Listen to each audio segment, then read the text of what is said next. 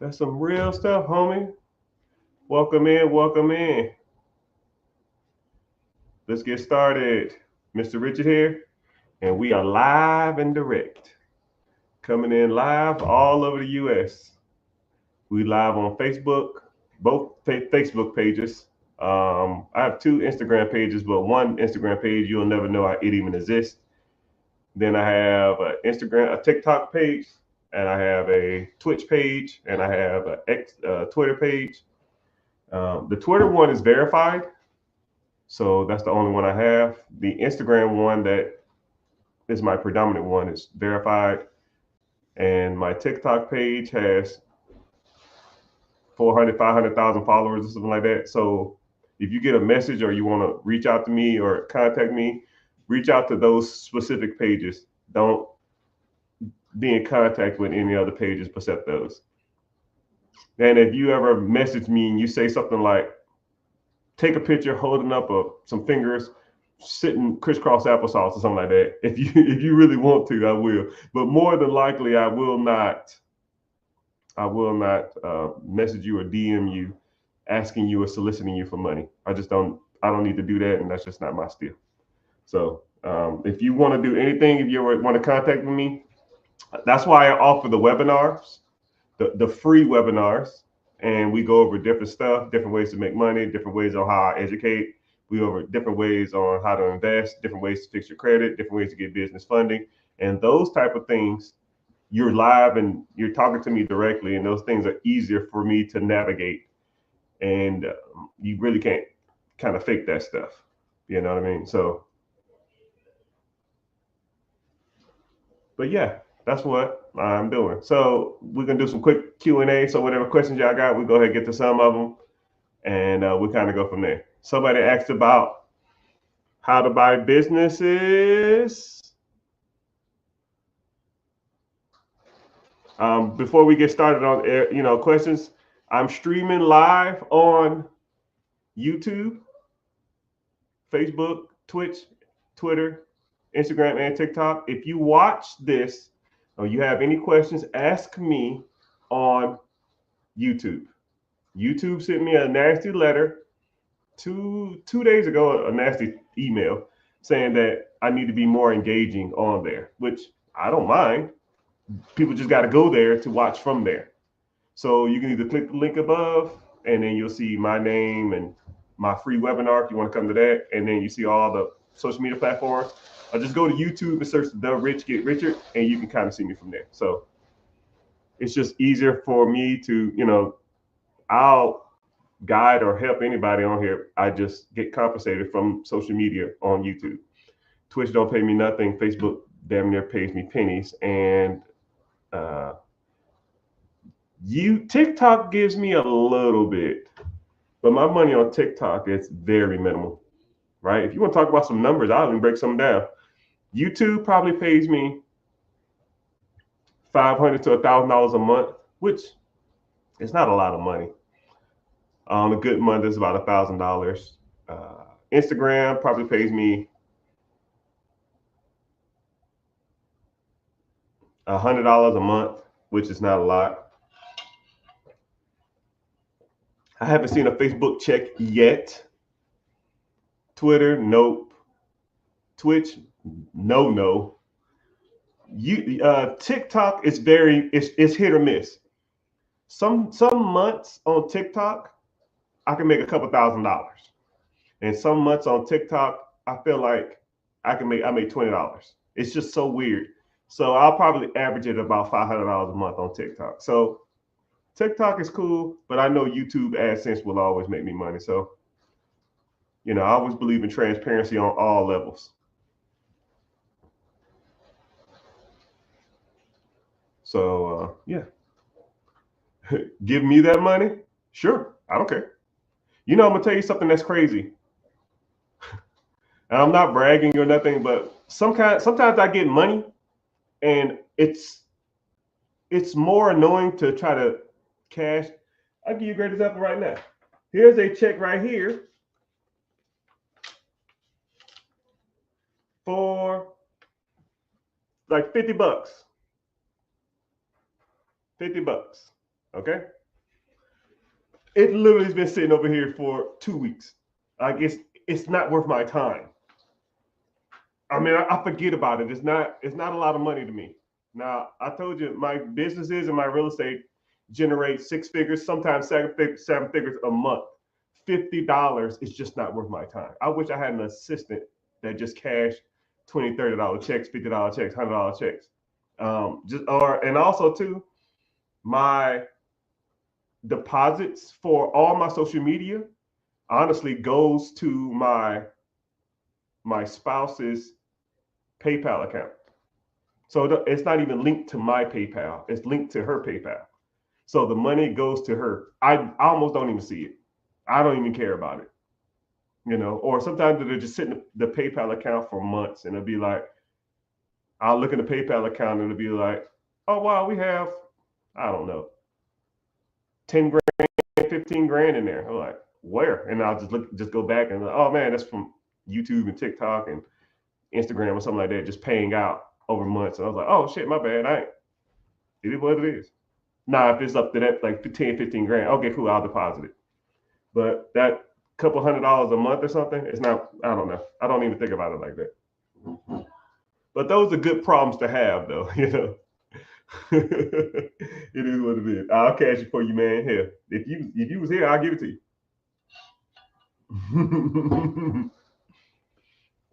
Do you recommend any cryptocurrency? I don't. Okay, so I'm gonna give you a caveat or a warning. So I don't do crypto. I'm gonna say I don't do crypto because there's a lot of people on these apps that'll say they're me, that they're selling a product based on cryptocurrency, and I will never sell you guidance or advice or some type of random cryptocurrency that doesn't make any sense. Now, I do invest in cryptocurrency, but it is very, very, very, very minimal.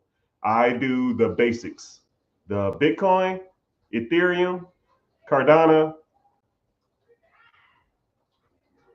Bitcoin, Ethereum, Cardano, XRP/Ripple. I got a little Dogecoin that I had for years, but I bought all my Bitcoin. I was buying Bitcoins when Bitcoin was at $500 a coin. I remember spending. I bought 5 Bitcoin when it was $500. I spent $2,500 on it. I don't even know where it is at now. I don't even care, right? And one day when I go to sell it, I'll sell it. If not, oh well. I'll probably give it to my kids when I pass away. That lets you know how little I care about it.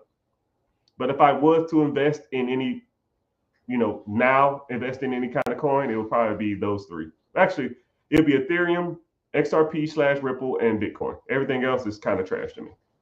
I don't try to like call shots, puts, stop losses, day trade on coins. I don't try to do any of that stuff. It's just not my thing. I'm not into it. I mean, I can appreciate how people can make money from it, but it's just not my thing. You know what I mean? But that's a good question. Someone said, what's up with the group? What's up with what group? We can't find businesses for sale. We find businesses for sale? I don't even know what that means. Yeah, you can find businesses for sale. I don't know. In this group, I don't know what that means. That's a weird question how you ask. But yeah, we talk about buying businesses. We talk about acquiring or acquisitions, just a fancy word for buying something or acquiring something. Acquisition of businesses, disposition of businesses.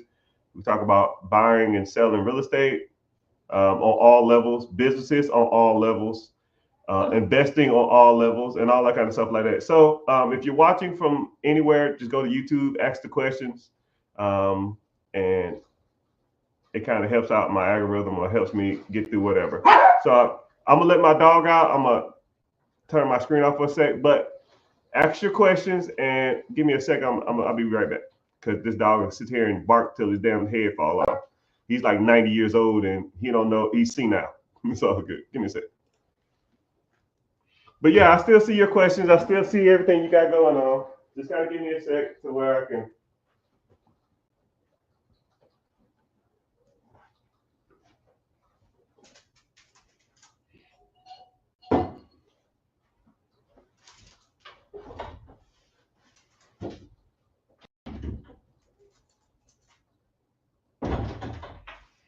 Oh.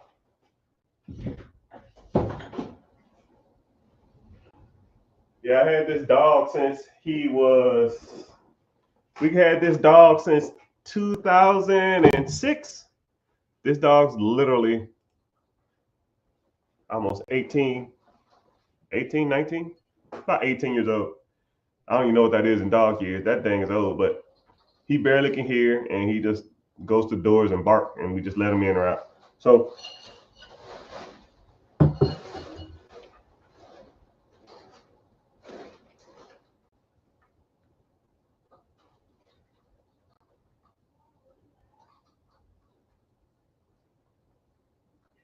but yeah, I don't know whatever you're into. We talk about everything. We talk about businesses. We talk about real estate. We talk about business credit. We talk about business funding. Any misconceptions that you either thought about or didn't understand about that process, we'll talk about it.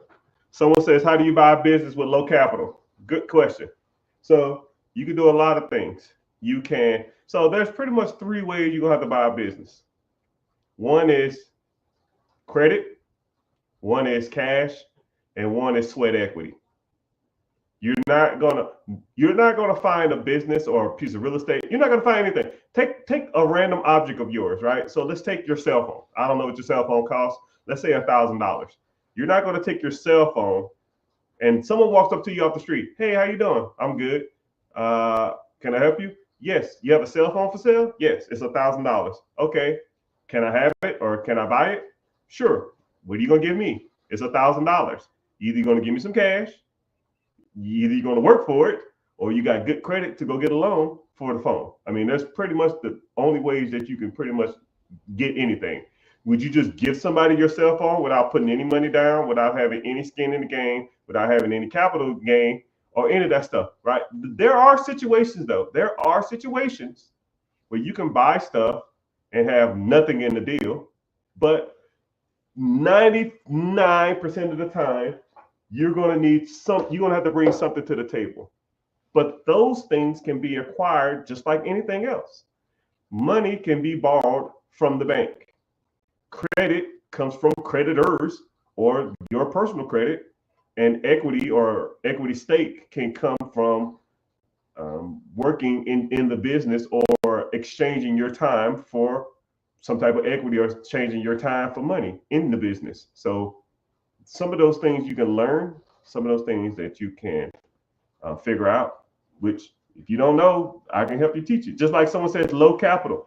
Now, I always show these, right? So here's me right here going to the bank and raising $25,000.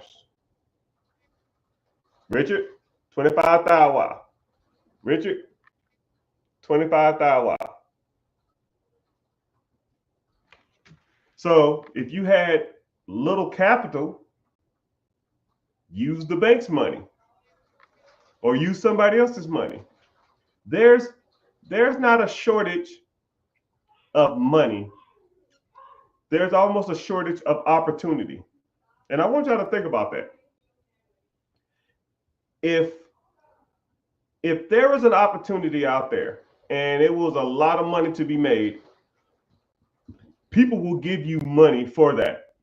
But the opportunities are not as prevalent as a lot of people think. But the access to capital is. They're printing off billions of dollars a day, people. Billions of dollars. There's not going to ever be a time in your lifetime where there will not be access to capital on any level. But the access to opportunity is. Now, I'll even give you a great analogy, right? So I'm going to use somebody in here as an example. Like if y'all want to comment y'all car and the value of it, no matter what the car is, no matter what the value is, I just need anybody's car on here, right? Just anybody in here comment their car and how much it's worth. I just need one example, right? So we got, a few people on YouTube. We got a few people on Instagram. We got a lot of people on TikTok. So can anybody just comment their car, the year, make, and model if you want, and how much it's worth? I don't give a shit how much it's worth. I'm just trying to prove a point, right? So whenever okay, someone said a 2006 Honda Civic, $5,000. Cool.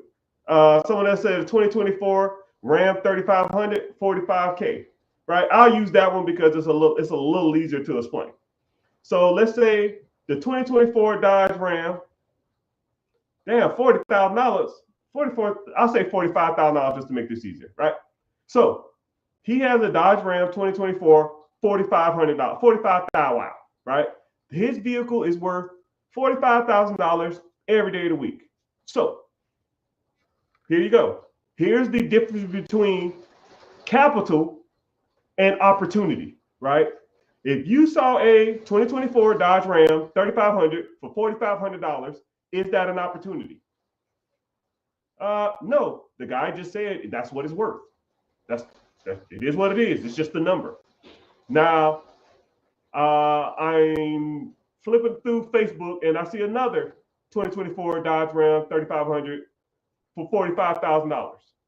Okay, there's more opportunity, but is that a good opportunity? No.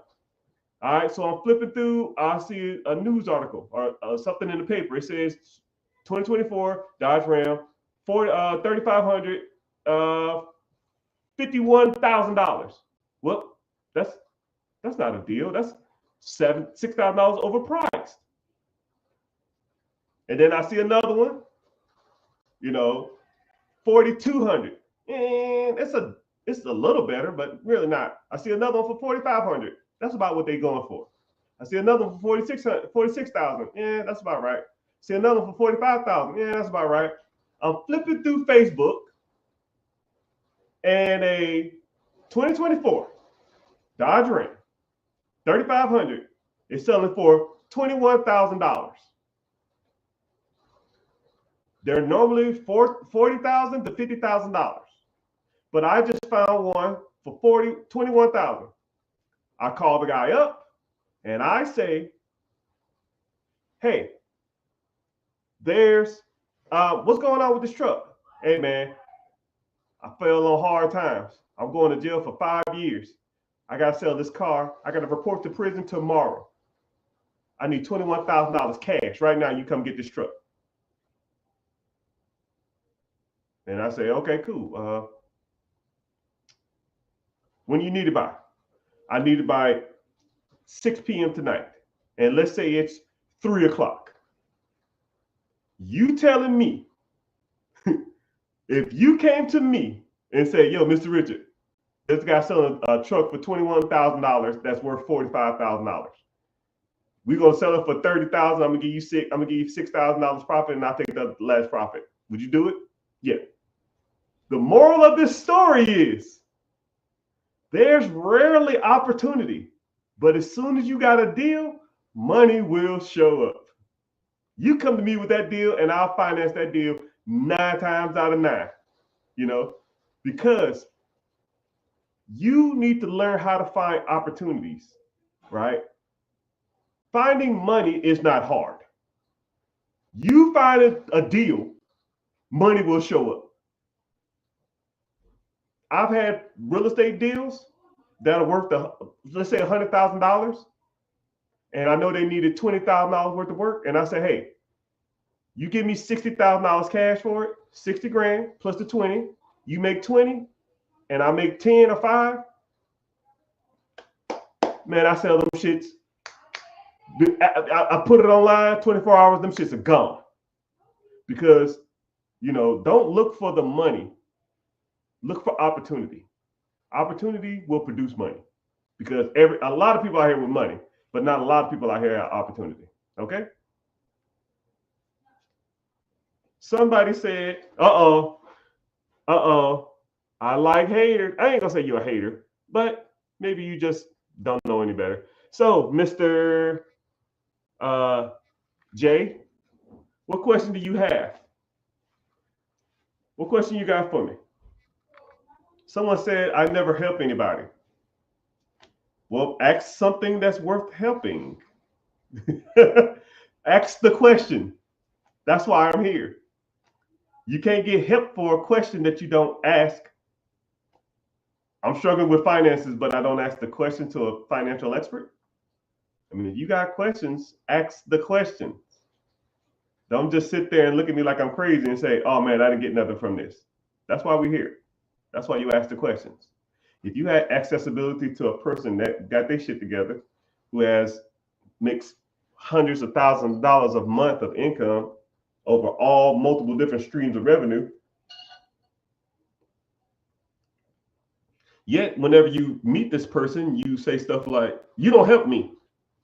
Okay, sir, I don't know what that means. Ask a question and I'll help. Okay, cool. Somebody said, what do you look for when valuing a business before putting in your max offer? You asked that question. You asked that was like 4 different breakdowns of a question, and all of those are wrong. First of all, what the hell is a max offer? Why would you be maximizing any offer? I'm not maximizing crap.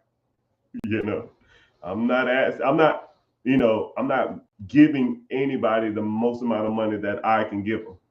First of all. Second of all, what do you look for when evaluating a business?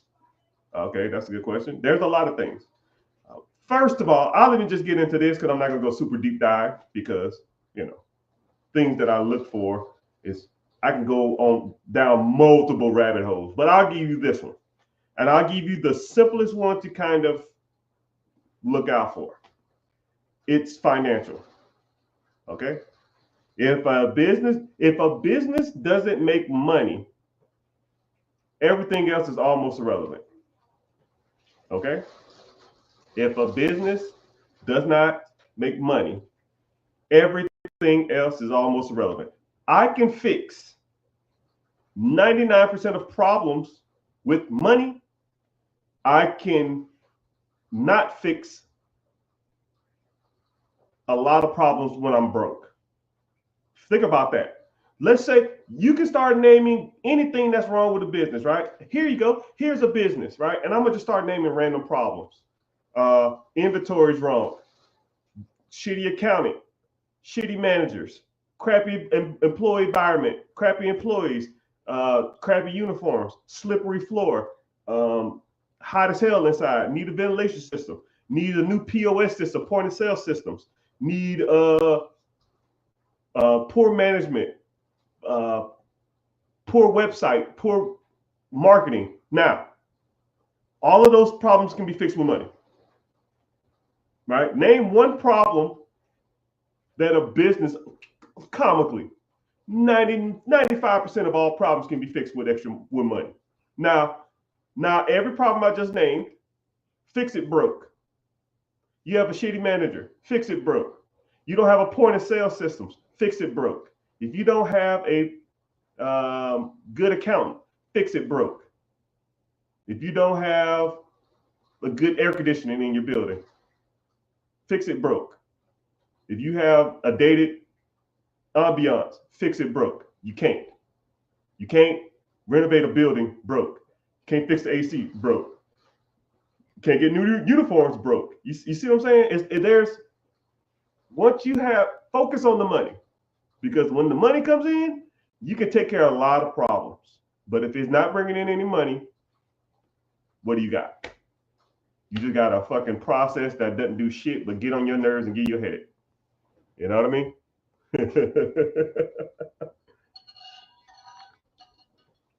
Currently saving $2,000 a month. God dang. Sir or ma'am, I'm gonna tell you something.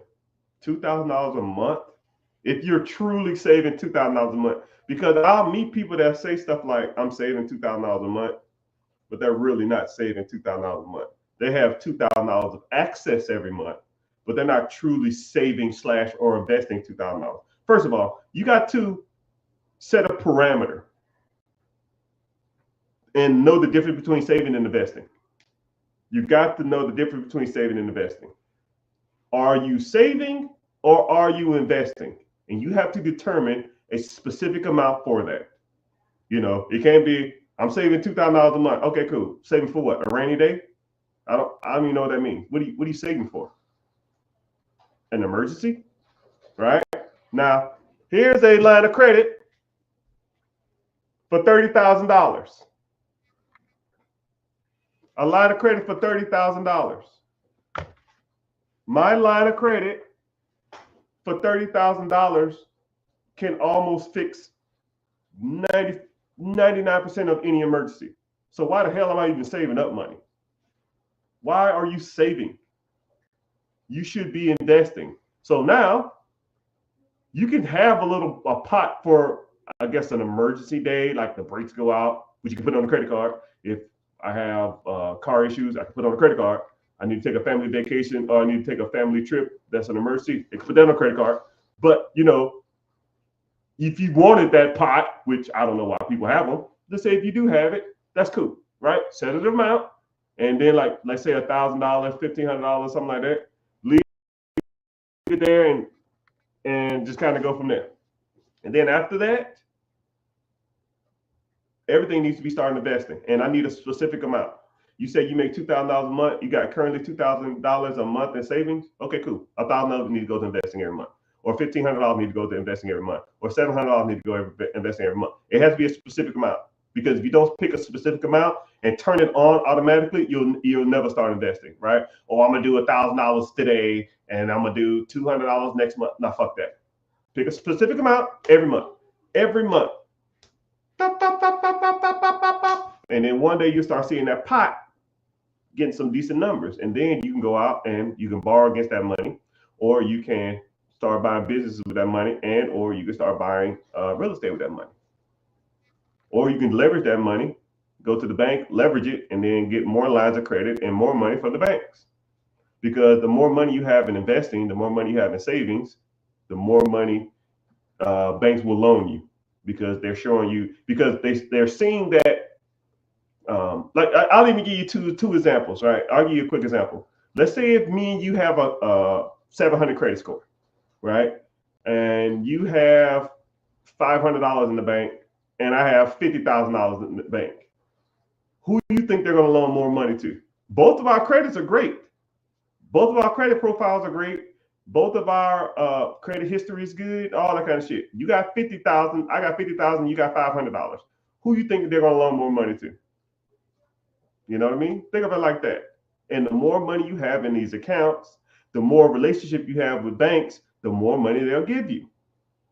I have relationships with banks that I'll probably never use again. But if I need them, I will go to them and say, hey, yo, I need some money, right? I'm trying to acquire a big ass portfolio of property. I'm trying to acquire a big ass, business acquisition. I need capital. And they will literally loan me the money.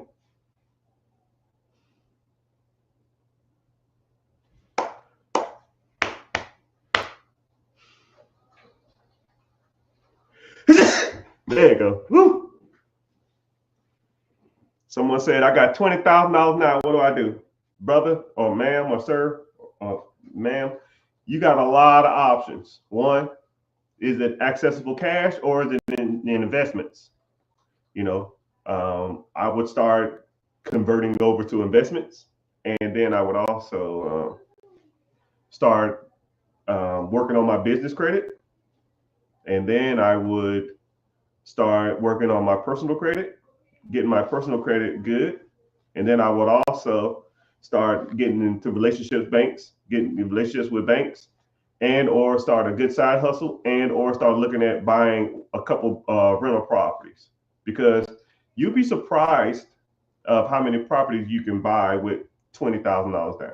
You probably get into 2, maybe 3 properties that's going to be producing you somewhere in the range of $400 at a minimum, to probably close to $800 to $1,000 a month maximum, if you do it right. And a lot of people always say, yo, Mr. Richard, there ain't no money out here. There ain't no bullshit. Bull stool. You think that other people or people like me are out here finding deals every day and making money all day long, and not, in any economy, and I don't care who's in office, I don't care what the politics is. I don't care what the interest rates is. I don't care what the Fed says. I don't care about the Dow Jones average. I don't give a damn about none of it.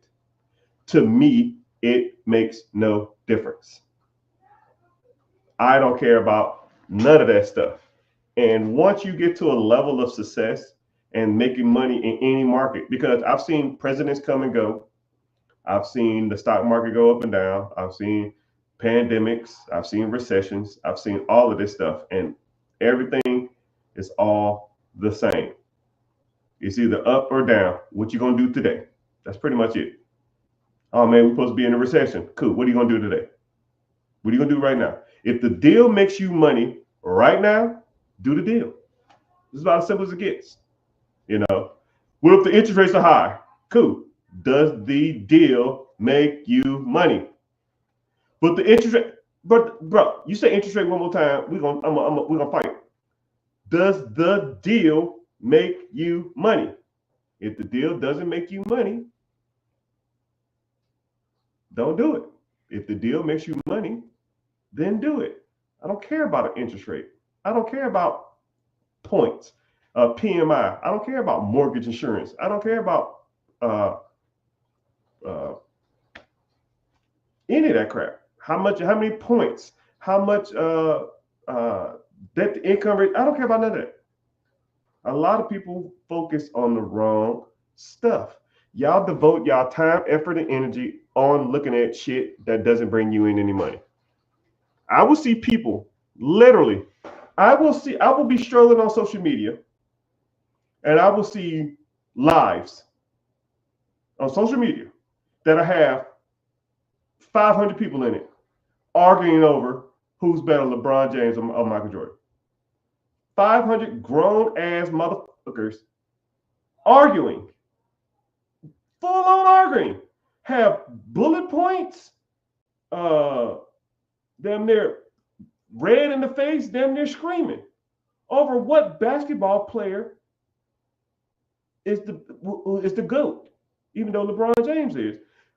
And then they will get up there, feel like they proved the point, go to bed, wake up, and go to work tomorrow. What fucking kind of sense does that make? I'm not going to sit here and argue about who's the best president, or who would be the best president, or who is the best president. I don't give a damn about pop culture. I don't give a damn about any of that stuff. I'm not going to be sitting online trying to argue with somebody over a point that doesn't bring me any money. And the bad part about it is I don't even want to argue with people over a point that does bring me money. It don't make me no difference. I'm wasting my time, right? We devote so much time, effort, and energy into shit that doesn't make money. And then the second level to that is we spend too much time on trying to save money a lot of times than to actually make money. And I'll even break this down for you. I went to Sam's Club or something. I don't remember. Costco. I don't know. I don't like Costco's, man. They kind of like the Walmart of the places. I'm more of a Sam's Club person, right? More uppity people and better products, but that's just me. Then heaven forbid I got to run into them damn Costco guys. Ooh, man, this shit's annoying. But let's just say I was leaving Costco's or Sam, whatever the hell it was. I don't even remember. And I saw a line for people to get gas. And let's just say sake of an argument, let's say if gas was $3. So I'm like, why are people waiting in line? They say, oh, because gas here is cheaper. That's what my wife said. I said, people wait in line to save money on gas? And don't think I'm out of touch. I got a point. I'm not out of touch. I'm not crazy. I'm not insensitive. Hear me out. People wait in line at Costco. So I said, okay, cool. The gas here is $2.99. Let's keep driving and we're gonna pass a few gas stations on the way home. Let's see what the most expensive gas is, right? Driving down the street. I saw one for $3.09. I saw another one for $3.10. And you know that one gas station that no one goes to, but they got like good food or some shit? I saw that one. It was like $3.15. So, okay, cool. So let's do some simple math, right? I'm not the smartest person in the world. Not even close. So let's do this. Let's say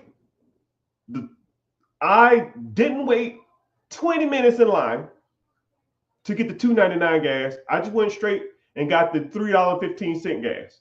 So that is 15 cents more per gallon. Okay? 15 cents per gallon more by not waiting 20 minutes to get some fucking gas. Let's say my car takes, the average car probably about 10, the average SUV is probably 20, the average mid-sized truck is probably 15 gallons. So I'll do 16 gallons, okay? So 16 gallons at 15 cents more is a whopping $2.40. You waited 20 minutes to save $2.40. So let's put that in the perspective of an hourly wage. $2.40, you waited 20 minutes. There's 20 minutes in an hour. So 240, 240, 240. That is $7.20 an hour. Your time is worth $7.20. Stop me when I'm lying, people. I'm not trying to be insensitive and I'm not trying to be a butthole. Now, let's take that 20 minutes you saved, and instead of you spending 20 minutes in line to get Costco gas or Sam gas, you go straight to the damn expensive store with nobody in line, you get your gas and you go home. You spend that 20 minutes to make however much money you save. Let's say you spend that hour, and your whole hour, all you got to do is make $20, $30, $50. All you got to do. You sit on the phone or you sit on the computer and you try to make money. You sell a product, you sell a service, you sell a need.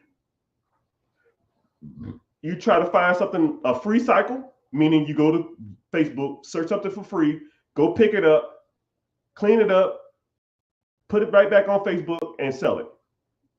You spend 10 minutes of surfing, you'll find something that's worth getting. You spend another 15 minutes going to pick it up, cleaning it up, and bringing it back home, right? That's 25 minutes.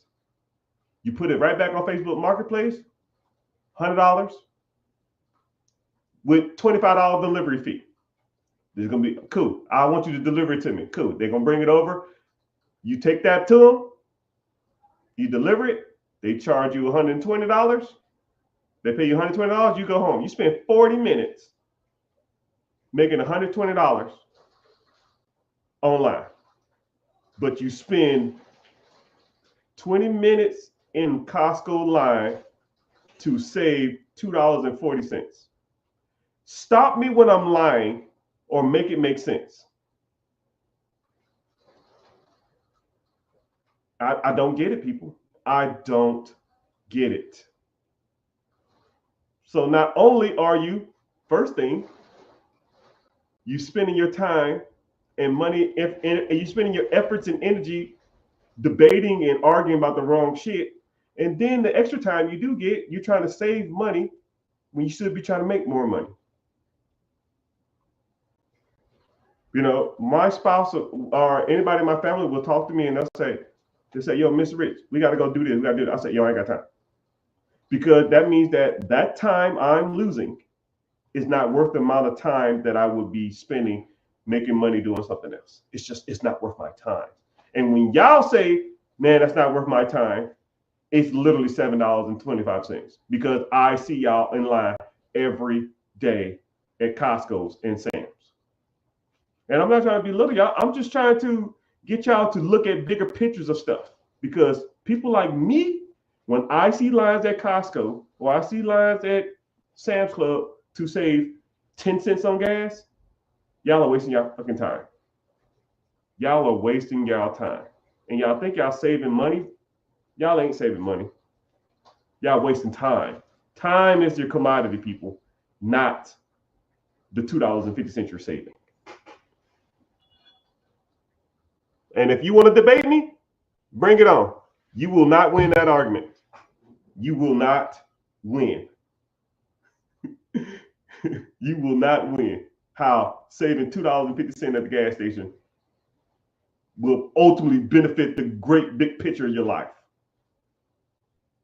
You know, or even, I'll even debate, you can even cut coupon. Hey, yo, I saved this amount of money. I drove, I'll give you another good example. I'll meet people that will spend all day trying to get the best deal on a TV or something. Let's say there's a TV for sale, like a Black Friday sale or something. Let's say you want a 90-inch Sony, and you go to 4 different stores. The 90-inch Sony is normally $1,700, but you want to find it for $1,500, so $200. You'll spend, 8 hours going to 5 different stores just to save $200. When you could have just bought the first one you saw and then spent 8 hours making more money. It's nasty out here, people.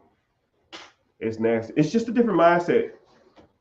It's just a different mindset. Spend your time making more money. And then the things that you try to buy or try to save money on will be insignificant. It's almost irrelevant. I don't even look at gas prices no more. I don't look at grocery bills. I don't look at how much concert tickets cost. If Snoop Dogg's in town, I'm going to Snoop Dogg. If Beyonce's in town and I want to see Beyonce, I'm going to see Beyonce, right? And then I'm saying, yo, she had a meet and greet. Or, hey, I want to meet her. How much it costs? Just like there's a concert coming up to meet the stars. I think it's like $4,000 a piece. I'm taking the whole family. That's 20 grand to meet A-list celebrities. I don't even care how much it costs. I don't care, right? Some people worry about prices. I don't. But you need to start thinking like that. And I'm not trying to be insensitive or a butthole. It's just you got to start thinking about big pictures, man. How can you make more money? Because people who make a lot of money do not think about prices like that. I went to a restaurant the other day. I tipped the waiter $250 for a $60 bill because she was super nice. I don't care. I don't care. No sweat off my back. I make $200 a minute. Damn near, man.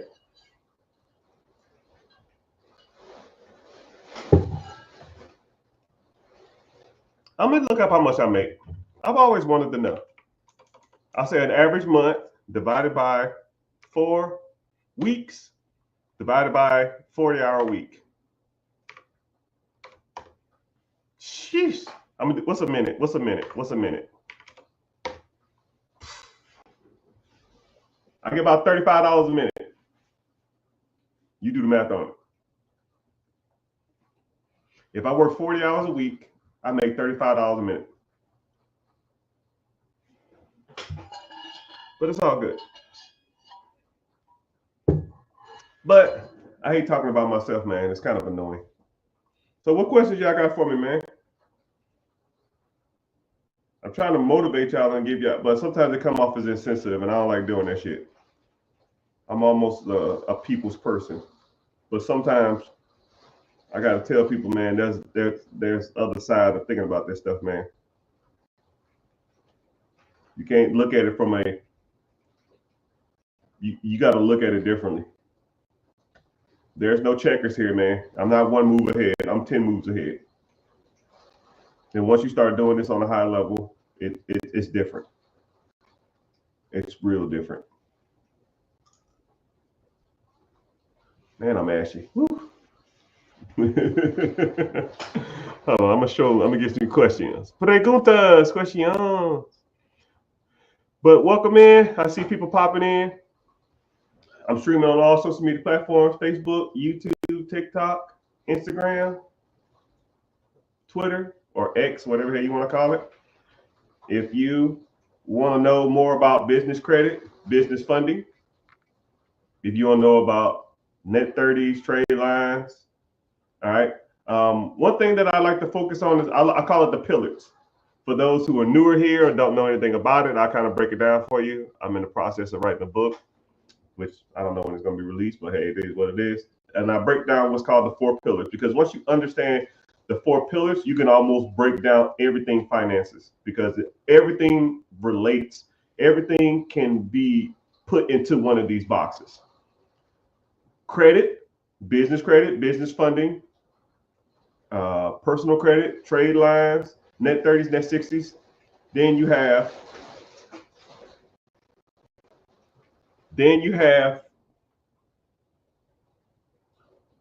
investing, stocks, bonds, mutual funds, ETFs, 401ks, IRAs, TSPs, all of it. Then we talk about real estate, buying, holding, Burr method, fix and flips, wholesaling, syndication, bird dogging, lease option, Section 8, all different levels. Then you talk about business acquisition or owning stuff that makes you money. Airbnb, storage units, vending machines, small mom and pop shops, absentee businesses, semi-absentee, owner operator. I mean, we can go into full deep dive on a lot of that stuff. And once you kind of break down all those things, everything money will generally fall into those four pillars. Nothing is above the pillars and nothing is excluded from the pillars. Once you understand that and master all four of these, your financial dreams and your financial future is going to be unlimited because all things will be in those four things, right? You want to talk about sales?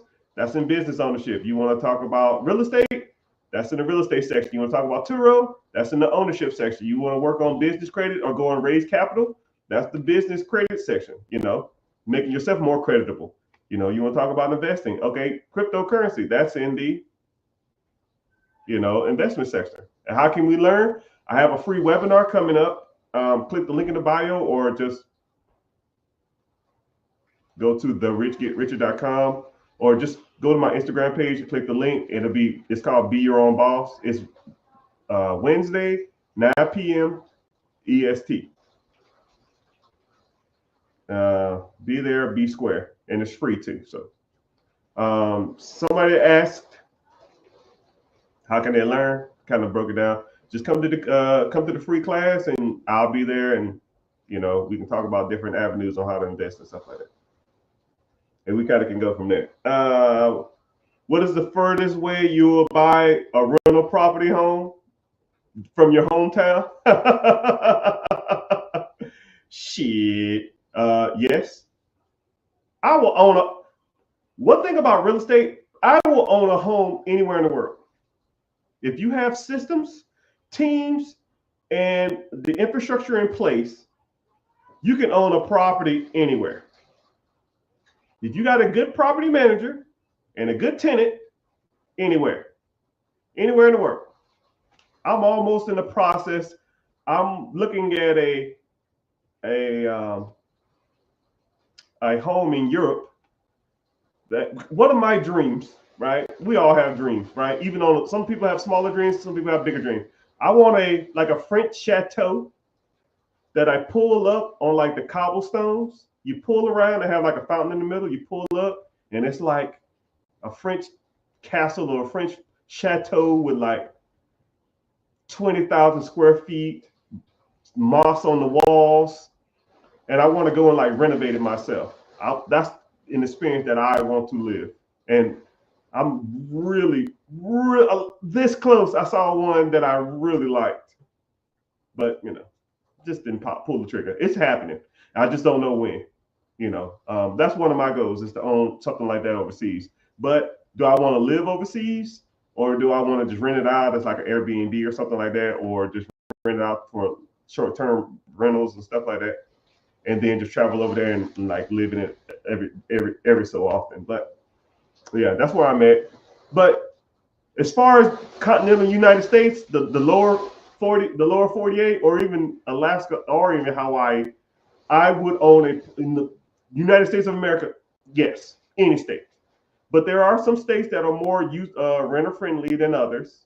It just depends on what you want to invest in. I would look in those states, but there are a lot of renter friendly states.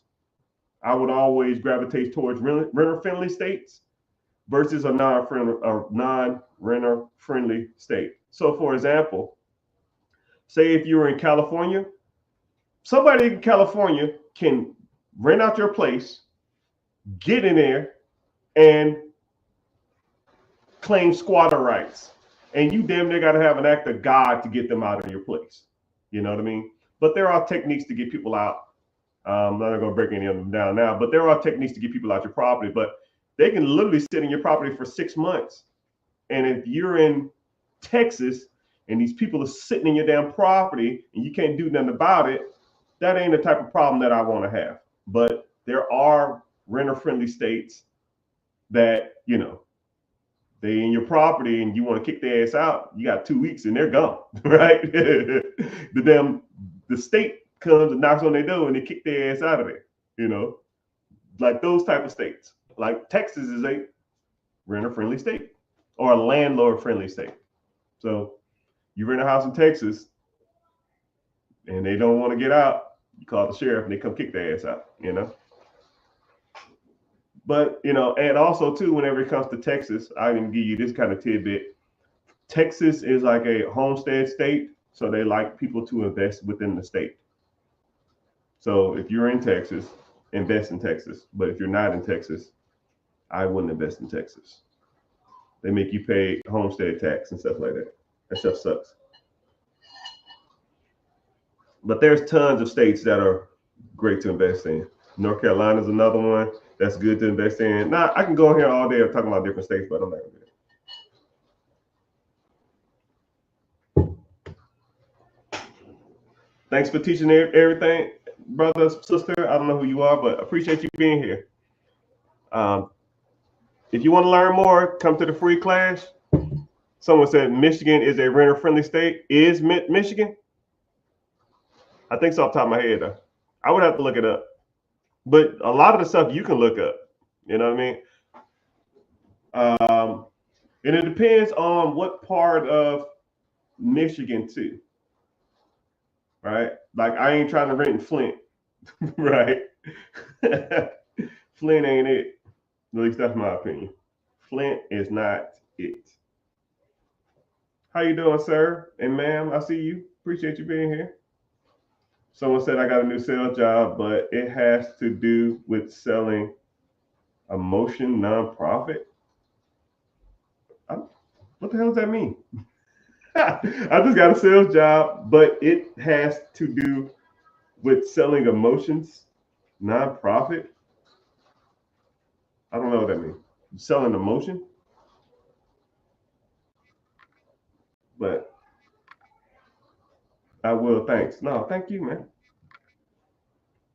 Do you like the book Rich Dad Poor Dad? Yeah, Rich Dad Poor Dad is the GOAT.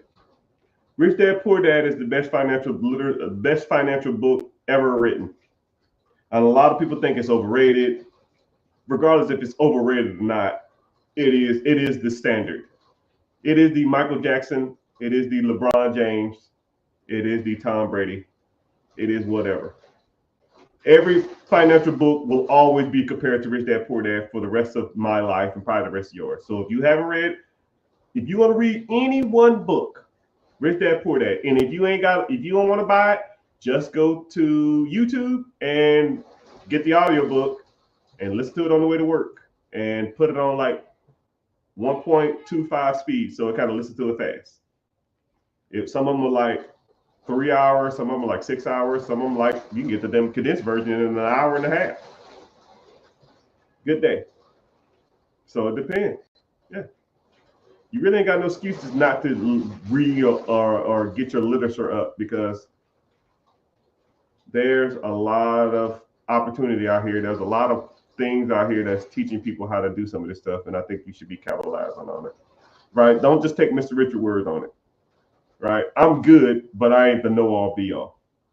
You know, even I don't know everything, and you should get different perspectives too, because there's a lot of different ways to do. There's more than one way to skin a cat, right? I can skin a lot of cats, but there's other ways to do that. Besides me. Would you start buying a business or rental property in this economy? Yes. It really depends on your comfort level. It really depends on what you want to get into. I kind of break these down. I don't know if you're newer here. I have a free class coming up Wednesday, 9 p.m. EST, and it breaks down what is better. You can, okay, so I'll even put both of those in both of my hands, right? There's a business for sale, and then there's real estate for sale. The real estate is going to take less money down, and then you'll get cash flow from the renters, and then you'll get appreciation, you'll get mortgage pay down, you get tax benefits, and then you get appreciation over time. Because you buy a house for 100, in 15 years, it's going to be worth 175. But a business, you buy it, it's probably gonna be more money down. It's gonna be more credit requirements. Sometimes it requires more hands-on. With real estate, you don't really got to be there. A property manager will do everything for you. With real estate, with owning a business, the owner or the manager does a lot of the work, but they do come to you for like guidance and assistance and stuff like that. A rental property, they come to you every once in a while, but for the most part, I rarely, if ever, get any messages from a property manager. I just tell them, if the bill is not over $500, don't waste my time. All right. If something comes up that costs more than $500, then let me know, and let me know in an email just so I can authorize it. Now, if it's something like 5 digit, okay, cool. We'll sit down and figure this shit out. But for the most part, I don't care. But yeah, you buy a business, more cash injection, then it's gonna be more down payment. It's going to be less of a percentage, but you actually get more of a business. And you make more cash flow in a business than you do on a rental property, but the business is going to pretty much be worth what you paid for it. Your business is pretty much going to be worth what you paid for it whenever you get ready to sell it. And you get tax benefits, but not like real estate. You can almost write off all your expenses in real estate and taxes. You're not going to write you can write all your business off but it lowers the value of the business though. So it's kind of like what do you want to do? Do you want cash flow or do you want equity and growth? So cash flow comes from businesses, equity and growth comes from real estate. Equity, cash flow, and growth, and tax appreciation or tax benefits on the real estate side.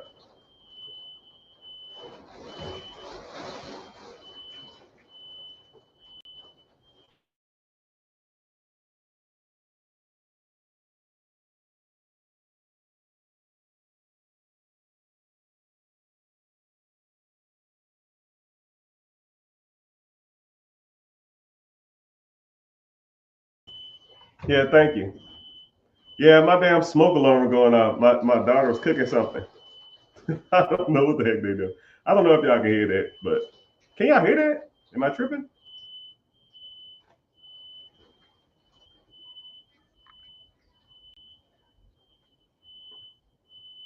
GG, GG, GG.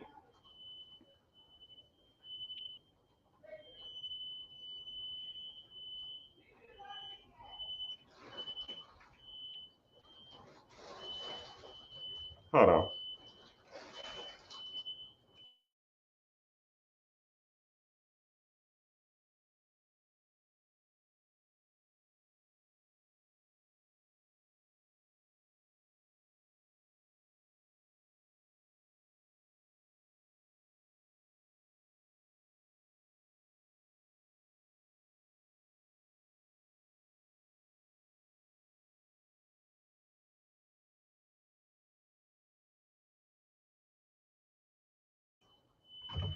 Yeah, I don't know what they're doing in there. It's all good.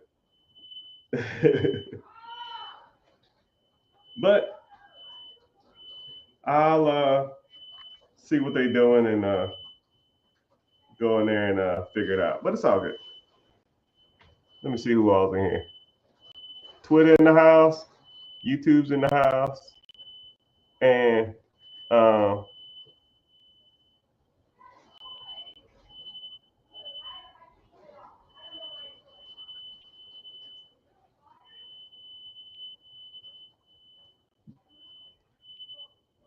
but yeah, I'll go ahead and wrap it up.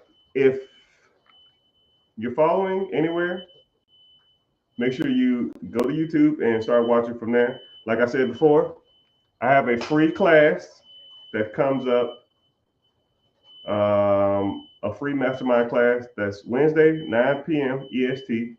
And if you want to come learn more, come through and work on, come there and hang out and learn more about the different processes.